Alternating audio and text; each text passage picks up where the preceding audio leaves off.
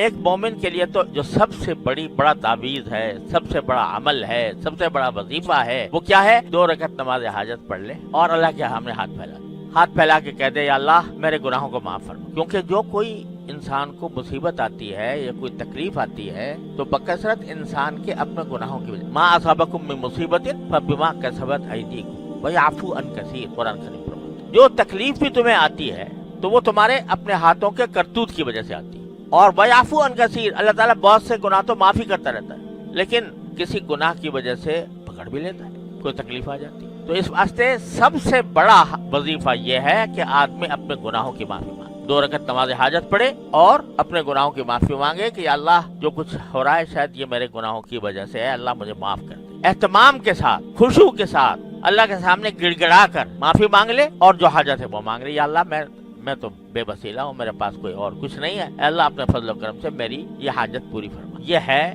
جو اصل وظیفہ ہے جو رسول کریم صلی اللہ علیہ وسلم کو بتایا ہوا ہے، یہ ہے اصل وظیفہ۔ جو کوئی حاجت پیش آئے اس سے زیادہ بڑھ کر کوئی وظیفہ نہیں۔ دعا اللہ تبارک و تعالی، اس پر ثواب بھی ہے، ہر دعا پر ثواب ہے، چاہے دنیوی مقاصد کے لیے مانگ رہے ہو تو وہ اس کو اپنا وظیفہ جان بناؤ، اس کو حرز جان بناؤ، اس فکر میں نہ رہو کہ کون سے وظیفے سے کیا ہو جائے گا۔ اپنے علم کی ساری پہنچ وہ اس حد تک محدود نہ رکھو۔ قرآن اس لیے نازل نہیں ہوا تھا، بے شک قرآن کریم کی بہت سی آیات میں بے شک تاثیر ہے، اور وہ تاثیر جو اصل معانی کی تاثیر ہے وہ اپنی جگہ، اس کے علاوہ بھی تاثیر ہے۔